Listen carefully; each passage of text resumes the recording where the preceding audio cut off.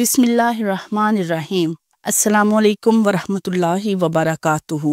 नाज़रीन, हमारी आज की वीडियो का मौजू है कि आप सल्लल्लाहु अलैहि वसल्लम का पहला निकाह हज़रत खदीजा रज़ियल्लाहु अन्हा से कब और कहाँ और किस तरह मुनक्कद हुआ और किन लोगों ने निकाह पढ़ाया या उस वक़्त क्या रस्म व रिवाज था, और शादी की पहली रात हज़रत खदीजा आप सल्लल्लाहु अलैहि वसल्लम से हम बिस्तर क्यों न हुई, सब जानते हैं आज की इस वीडियो में।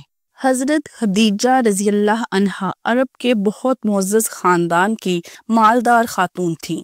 वो अपनी मेहनत और हिकमत की वजह से एक बहुत अच्छी कारोबारी औरत साबित हुई। इनकी शराफत, खुशनस्बी, इफ़्फ़त और पाकदामिनी की वजह से दौरे जहालत में लोग इनको ताहिरा के लक़ब से पुकारा करते थे। हमने पढ़ा था कि कुरैश का असल पेशा तिजारत था। वो अपने सामान को सीरिया और यमन में फ़रोख्त करने के लिए जाया करते थे। जब भी कोई तिजारती काफिला लेकर निकलने का इरादा करता तो हज़रत खदीजा रज़ियल्लाहु अन्हा अपना माल भी इसको बतौर तिजारत रवाना कर दिया करती थीं। यानी किसी शख्स को अपने माल का मालिक बना देती और वो शख्स उनकी तरफ से इस माल को बेचता। हज़रत खदीजा का सामान कुरैश के कुल सामान के बराबर हुआ करता था। दूसरी तरफ नबी करीम सल्लल्लाहु अलैहि वसल्लम कुरैशी मक्का में दो इल्काब से मशहूर थे, एक सादिक और दूसरा अमीन। सादिक का मतलब सच्चा होना और अमीन का मतलब ईमानदार होना है। आप सल्लल्लाहु अलैहि वसल्लम बुतों की पूजा नहीं करते थे। इसके बावजूद मुशरिकीन मक्का आप सल्लल्लाहु अलैहि वसल्लम पर एतमाद करते थे और आपको सच्चा मानते थे। अगर आप सल्लल्लाहु अलैहि वसल्लम किसी के लिए गवाही देते तो आप सल्लल्लाहु अलैहि वसल्लम की गवाही बिल्कुल सच्ची मानी जाती। इस वक्त आप सल्लल्लाहु अलैहि वसल्लम की उम्र 25 साल थी और आपकी ईमानत और दयानतदारी का चर्चा हर जगह था। हज़रत खदीजा ने लोगों से सुन रखा था कि आप सल्लल्लाहु अलैहि वसल्लम सादिक और अमीन होने के साथ साथ बहुत अच्छे ताजर भी हैं। लिहाजा हज़रत खदीजा ने एक गुलाम जिसका नाम मयसरा था, उसके जरिए नबी करीम सल्लल्लाहु अलैहि वसल्लम की तरफ तिजारत का पैगाम भिजवाया और कहलवाया कि मैं इसका अच्छा मुआवजा दूंगी। आप सल्लल्लाहु अलैहि वसल्लम के दादा अब्दुल मुत्तलिब बावजूद मक्का के सरदार होने के बहुत मालदार नहीं थे। इसी तरह आप सल्लल्लाहु अलैहि वसल्लम के चचा अबू तालिब के माली हालात भी बहुत अच्छे नहीं थे। आप सल्लल्लाहु अलैहि वसल्लम को उनके चचा ने पाला था और आप सल्लल्लाहु अलैहि वसल्लम उन्हीं के साथ रहते थे। चूंकि अबू तालिब के घर के हालात बहुत अच्छे ना थे तो आप सल्लल्लाहु अलैहि वसल्लम ने सोचा कि इस तरह चचा की मदद भी हो जाएगी और हज़रत खदीजा की पेशकश भी कबूल कर ली। इसके बाद हज़रत खदीजा ने अपने गुलाम मयसरा को आप सल्लल्लाहु अलैहि वसल्लम के साथ शाम रवाना कर दिया। बसरा पहुंचे तो सब लोग एक सायादार दरख्त के नीचे बैठ गए। एक राहिब का गुजर हुआ। उसने जब आप सल्लल्लाहु अलैहि वसल्लम को देखा तो कहा, ईसा इब्ने मरियम के बाद से लेकर आज तक कोई नबी नहीं उतरा जो इस दरख्त के नीचे बैठा हो, और ये वही नबी हैं जिनके बारे में हमारी किताबों में लिखा है। मयसरा ने बात सुनी मगर ध्यान नहीं दिया और वो लोग खरीदो फरोख्त में मशगूल हो गए। इसी असना में जब खरीदो फरोख्त का मामला चल रहा था तो बाजार से एक शख्स आया और आप सल्लल्लाहु अलैहि वसल्लम के साथ झगड़ा करने लग गया और कहा कि तुम लात और अज़ा की कसम खाओ। नबी करीम सल्लल्लाहु अलैहि वसल्लम ने तो कभी किसी बुत की पूजा नहीं की थी। तो आप सल्लल्लाहु अलैहि वसल्लम ने फरमाया, मैं कभी लात और अज़ा की कसम नहीं खाऊंगा और इत्तफाकन अगर मेरा उन पर से कभी गुजर होता है तो मैं एराज़ो किनारा कशी के साथ वहां से गुजर जाता हूँ। ये सुनकर उस शख्स ने कहा, बेशक बात तो आपकी सच्ची है। और इस शख्स ने भी उस बात का इजहार किया कि मोहम्मद सल्लल्लाहु अलैहि वसल्लम में मुझे वो सफ़ात नजर आ रही हैं जो कि हमारी किताबों में आने वाले नबी के मुतल्लिक लिखी हुई हैं। जब दोपहर का वक्त हुआ और गर्मी बढ़ती जा रही थी तो मयसरा ने देखा कि दो फरिश्ते आप सल्लल्लाहु अलैहि वसल्लम के ऊपर साया करके बैठे हैं। ये सारा वाकया शाम से वापस आते हुए पेश आया। जब मक्का पहुंचे तो मयसरा ने जो तमाम चीजें देखी थी वो हज़रत खदीजा को बयान कर दी। अबू इसहाक की रिवायत में आता है कि जब हज़रत खदीजा को आप सल्लल्लाहु अलैहि वसल्लम के तमाम हालात सफ़र का इल्म हो गया, यानी राहब का वाकया, फरिश्तों का आप पर साया करना वगैरह, तो उनके दिल में आप सल्लल्लाहु अलैहि वसल्लम से निकाह की ख्वाहिश पैदा हो गई। चुनाचे सफ़र शाम से वापसी के 2 महीने और 25 रोज बाद حضرت خدیجہ نے خود اپنے نکاح کا پیغام آپ صلی اللہ علیہ وسلم کو ایک عورت کے ذریعے بھجوایا۔ اس وقت حضرت خدیجہ کی عمر 40 سال تھی اور آپ صلی اللہ علیہ وسلم کی عمر 25 سال تھی۔ 40 اور 25 کا حساب کر لیں کہ بی بی خدیجہ جوان عورت نہیں تھی اور ان کی پہلے 2 شادیاں ہو چکی تھیں۔ آپ صلی اللہ علیہ وسلم کو جب نکاح کا پیغام دیا گیا تو انہوں نے فرمایا کہ میں اپنے چچا سے مشورہ کر کے بتاؤں گا۔ معلوم ہوا کہ عورت بھی مرد کو اپنے نکاح کا پیغام دے سکتی ہے اور اس میں کوئی حرج کی بات نہیں ہے۔ دوسری بات یہ کہ بڑوں سے مشورہ کرنا چاہیے۔ آپ صلی اللہ علیہ وسلم نے اپنے چچا سے مشورہ کیا، جبکہ اگر وہ چاہتے تو خود ہی جواب دے سکتے تھے۔ آپ صلی اللہ علیہ وسلم کے چچا ابو طالب نے رشتہ قبول کر لیا۔ تاریخ میں آتا ہے کہ ابو طالب حضرت حمزہ رضی اللہ تعالی عنہ اور دیگر خاندان کی معیت میں بی بی خدیجہ کا نکاح ہوا اور نکاح ابو طالب نے ہی پڑھایا۔ سیرت ابن ہشام میں بیان ہے کہ مہر 20 اونٹ مقرر ہوا۔ ایک اور روایت میں آتا ہے کہ مہر کی مقدار 12.5 اوقیہ تھی۔ اس زمانے میں ایک اوقیہ 40 درہم کا ہوتا تھا تو کل مہر 500 درہم بنا، یعنی نبی پاک صلی اللہ علیہ وسلم کا پہلا نکاح تھا اور حضرت خدیجہ رضی اللہ عنہا کا تیسرا نکاح تھا۔ نکاح کے بعد آپ نے ولیمے کا اہتمام فرمایا اور اونٹ ذبح کر کے لوگوں کو دعوت کھلائی۔ شادی کی پہلی رات حضرت خدیجہ حضور صلی اللہ علیہ وسلم سے ہم بستر نہ ہوئیں، بلکہ پوری رات شکرانے کے نوافل ادا کرتی رہیں۔ حضرت عائشہ صدیقہ رضی اللہ تعالی عنہا فرماتی ہیں کہ مجھے حضور نبی کریم صلی اللہ علیہ وسلم کی کسی زوجہ مطہرہ پر اتنا رشک نہیں آتا جتنا حضرت خدیجہ رضی اللہ عنہا پر۔ حالانکہ میں نے انہیں دیکھا نہیں ہے، لیکن حضور نبی کریم صلی اللہ علیہ وسلم اکثر ان کا ذکر فرماتے رہتے تھے، اور جب آپ صلی اللہ علیہ وسلم کوئی بکری ذبح فرماتے تو اس کے اعضاء کو علیحدہ علیحدہ کر کے انہیں حضرت خدیجہ رضی اللہ عنہا کی ملنے والی عورتوں کے ہاں بھیجتے۔ کبھی میں اتنا عرض کر دیتی کہ دنیا میں کیا حضرت خدیجہ کے سوا کوئی اور عورت نہیں ہے، تو آپ صلی اللہ علیہ وسلم فرماتے، ہاں وہ ایسی ہی جگانہ روزگار تھیں اور میری اولاد بھی ان سے ہے۔ اس حدیث کو امام بخاری نے روایت کیا ہے۔ حضرت عائشہ رضی اللہ عنہا سے ہی ایک اور روایت ہے کہ حضرت عائشہ صدیقہ رضی اللہ عنہا بیان فرماتی ہیں کہ حضور نبی کریم صلی اللہ علیہ وسلم جب کبھی بھی حضرت خدیجہ رضی اللہ عنہا کا ذکر فرماتے تو ان کی خوب تعریف فرماتے۔ آپ فرماتی ہیں کہ ایک دن میں غصہ میں آ گئی اور میں نے کہا کہ آپ سرخ رخساروں والے کا تذکرہ بہت زیادہ کرتے ہیں، حالانکہ اللہ تبارک و تعالیٰ نے اس سے بہتر عورتیں اس کے نعم البدل کے طور پر آپ کو عطا فرمائی ہیں۔ آپ صلی اللہ علیہ وسلم نے فرمایا، اللہ تعالیٰ نے مجھے اس سے بہتر بدل عطا نہیں فرمایا۔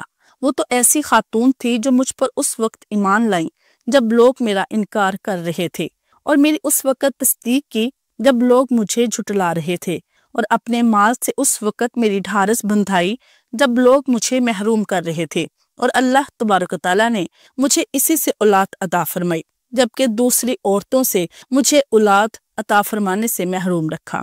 اس حدیث کو امام احمد بن حنبل اور طبرانی نے الکبیر میں روایت کیا ہے۔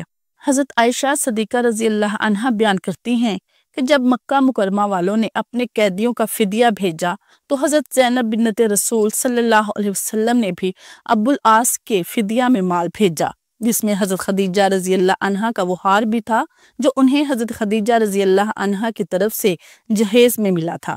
جب ابو العاص سے ان کی شادی ہوئی، جب رسول اللہ صلی اللہ علیہ وسلم نے اسے دیکھا تو فرتے غم سے آپ صلی اللہ علیہ وسلم کا دل بھر آیا اور آپ صلی اللہ علیہ وسلم پر بڑی رقت طاری ہو گئی۔ فرمایا، اگر تم مناسب سمجھو تو اس حضرت زینب کے قیدی کو چھوڑ دیا جائے اور اس کا مال اسے واپس دے دیا جائے۔ لوگوں نے اس بات میں جواب دیا، رسول اللہ صلی اللہ علیہ وسلم نے اس سے عہد و پیمان لیا کہ زینب کو آنے سے نہیں روکے گا۔ چنانچہ رسول اللہ صلی اللہ علیہ وسلم نے حضرت زید بن حارثہ اور ایک انصاری کو بھیجا کہ تم یاجج کے مقام پر رہنا یہاں تک کہ زینب تمہارے پاس آ پہنچے، پس اسے ساتھ لے کر یہاں آ پہنچنا۔ اس حدیث کو امام ابو داؤد اور احمد نے روایت کیا ہے۔ حضور انور صلی اللہ علیہ وسلم کی زوجیت میں داخل ہونے کے بعد حضرت خدیجہ نے اپنا سب کچھ آپ صلی اللہ علیہ وسلم کے قدموں پر نثار کر دیا تھا۔ حضرت خدیجہ آپ صلی اللہ علیہ وسلم کی مونس و غمخوار ابتدا ہی سے تھی۔ آپ صلی اللہ علیہ وسلم کی بعثت رسالت و نبوت کے بعد تو اظہار و قربانی کا وہ حق ادا کیا کہ پورے عالم کی تاریخ میں اس کی کوئی مثال نہ پہلے موجود تھی، نہ ان کے زمانے میں دیکھی اور سنی گئی، اور نہ انشاءاللہ قیامت تک پائی جا سکتی ہے۔ نبوت کے بعد حضرت خدیجہ کا مال تقریباً ان کی وفات تک آپ صلی اللہ علیہ وسلم اور آپ صلی اللہ علیہ وسلم کی اولاد امجاد کے لیے معاش کا ذریعہ بنا رہا، اور آپ صلی اللہ علیہ وسلم اہل و عیال کی ضروریات کو مہیا کرنے سے بے فکر ہو کر گم گشتہ راہ انسانوں کو خداوندی قدوس کی وحدانیت کا سبق پڑھاتے رہے، اور ان کو راہ راست پر لا کر دین و دنیا دونوں کی کامیابیاں ان کے قدموں میں ڈالتے رہے۔ حضرت خدیجہ کے مال نے آپ صلی اللہ علیہ وسلم کو صرف فکر معاش سے ہی سبکدوش نہیں کیا، بلکہ وہ اسلام کی تبلیغ و ترویج اور نشر و اشاعت میں بھی خوب کام آتا رہا۔ چنانچہ ان کے احسان کا تذکرہ کرتے ہوئے آپ صلی اللہ علیہ وسلم ارشاد فرماتے ہیں، انہوں نے مالکانہ طور پر اپنا مال میرے حوالے کر دیا تو میں نے راہ خداوندی میں سے اسے دین کی نشر و اشاعت کے لیے خرچ کیا۔ حضرت عائشہ صدیقہ رضی اللہ عنہا فرماتی ہیں کہ میں حضور نبی اکرم صلی اللہ علیہ وسلم کی ازواج مطہرات میں سے کسی پر اتنا رشک نہیں کرتی جتنا حضرت خدیجہ رضی اللہ عنہا پر، حالانکہ وہ میرے نکاح سے پہلے ہی وفات پا چکی تھی، لیکن میں آپ صلی اللہ علیہ وسلم کو ان کا کثرت سے ذکر فرماتے ہوئے سنتی تھی کہ اللہ تعالیٰ نے آپ صلی اللہ علیہ وسلم کو حکم دیا کہ خدیجہ کو موتیوں کے محل کی بشارت دے دیجیے۔ حضور انور صلی اللہ علیہ وسلم کی تمام ازواج مطہرات میں ام المومنین حضرت خدیجہ الکبریٰ کو چند ایسی خصوصیات حاصل ہیں جن میں آپ صلی اللہ علیہ وسلم کی کوئی اور بیوی ان کے شریک نہیں۔ حضرت خدیجہ کے خصوصی امتیازات یہ ہیں، وہ حضور صلی اللہ علیہ وسلم کی سب سے پہلے زوجہ مطہرہ ہیں۔ آپ صلی اللہ علیہ وسلم کی زوجیت میں داخل ہونے کے وقت ان کی عمر 40 برس اور آپ صلی اللہ علیہ وسلم کی 25 برس تھی۔ بقیہ تمام ازواج مطہرات باعتبار عمر آپ صلی اللہ علیہ وسلم سے چھوٹی تھی۔ عمر کافی تفاوت کے باوجود ان کی حیات میں آپ صلی اللہ علیہ وسلم نے کوئی دوسرا نکاح نہیں کیا۔ حضرت ابراہیم کے علاوہ آپ صلی اللہ علیہ وسلم کی تمام اولادیں ان کے بطن سے پیدا ہوئیں۔ حضرت خدیجہ سب سے پہلی خاتون ہیں جو مشرف با اسلام ہوئیں۔ اپنا پورا سرمایہ وقف کر کے آپ صلی اللہ علیہ وسلم کو معاش کی فکر سے آزاد کر دیا۔ منصب نبوت اور رسالت پر فائز ہونے کے بعد سب سے پہلے آپ صلی اللہ علیہ وسلم کے چہرہ انور کو انہوں نے ہی دیکھا اور نظر نبوت سے پہلے انہی کے روئے زیبا پر پڑی۔ خداوند قدوس نے انہیں اپنے ہدیہ سلام سے اعزاز بخشا اور جنت میں موتی کے محل کی خوشخبری سے نوازا۔ یہ وہ اوصاف ہیں کہ ان میں ازواج مطہرات میں سے کوئی زوجہ بھی ان کی شریک و سہم نہیں۔ حضور صلی اللہ علیہ وسلم کی حضرت خدیجہ سے محبت، حضور صلی اللہ علیہ وسلم حضرت خدیجہ سے بے پناہ محبت کرتے اور ان کا تذکرہ جمیل کیا کرتے۔ حضرت عائشہ فرماتی ہیں کہ میں نے دیکھا کہ حضور سب سے زیادہ حضرت خدیجہ کا ذکر کرتے، اور اکثر ایسا ہوتا کہ جب آپ کوئی بکری ذبح کرتے تو کچھ گوشت حضرت خدیجہ کی سہیلیوں کو ضرور بھیجتے۔ کبھی کبھی میں کہتی کہ دنیا میں بس ایک خدیجہ ہی آپ کی بیوی تھی، تو آپ فرماتے کہ خدیجہ وہ ہے جن کے شکم سے اللہ نے مجھے اولاد عطا فرمائی۔ ایک دوسری روایت میں ہے کہ آپ نے ارشاد فرمایا کہ خدا کی قسم خدیجہ سے بہتر کوئی بیوی نہیں ملی۔ جب سب لوگوں نے مجھے جھٹلایا اس وقت وہ ایمان لائیں اور انہوں نے میری تصدیق کی۔ جس وقت لوگوں نے مجھے مال سے محروم رکھا اس وقت انہوں نے اپنا مال مجھے دیا اور ان کے شکم سے اللہ نے مجھے اولاد عطا فرمائی۔ رمضان 10 نبوی میں حضور اکرم صلی اللہ علیہ وسلم کی ہجرت مدینہ منورہ سے تقریباً 3 سال قبل وہ اس عالم فانی سے عالم جاودانی کے سفر پر روانہ ہو گئیں۔ نماز جنازہ اس وقت تک مشروع نہ ہوئی تھی، اس لیے غسل دے کر کفن پہنا دیا گیا اور لوگ جنازہ لے کر ابدی آرام گاہ کی طرف چل پڑے۔ حضور انور صلی اللہ علیہ وسلم بنفس نفیس قبر میں اترے اور اپنے مبارک ہاتھوں سے انہیں لحد میں رکھ کر سپرد خاک کیا۔ حضرت خدیجہ کی قبر مقام ہجون کے پہاڑ کے اوپر آج بھی نمایاں اور ممتاز ہے۔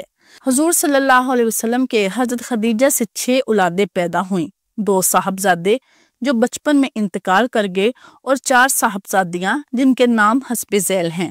حضرت قاسم بن محمد حضرت محمد صلی اللہ علیہ وسلم کے سب سے بڑے بیٹے تھے، انہی کے نام پر آپ کو ابو القاسم کنیت کرتے تھے۔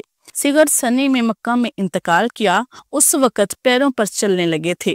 زینب بنت محمد آپ صلی اللہ علیہ وسلم کی سب سے بڑی صاحبزادی تھیں۔ عبداللہ بن محمد نے بہت کم عمر پائی، چونکہ زمانے نبوت میں پیدا ہوئے تھے، اس لیے طیب اور طاہر کے لقب سے مشہور ہوئے۔ رقیہ بنت محمد، ام کلثوم بنت محمد، فاطمہ زہرا عنہن اجمعین۔ ناظرین، امید کرتی ہوں کہ آپ کو آج کی ویڈیو اچھی لگی ہوگی۔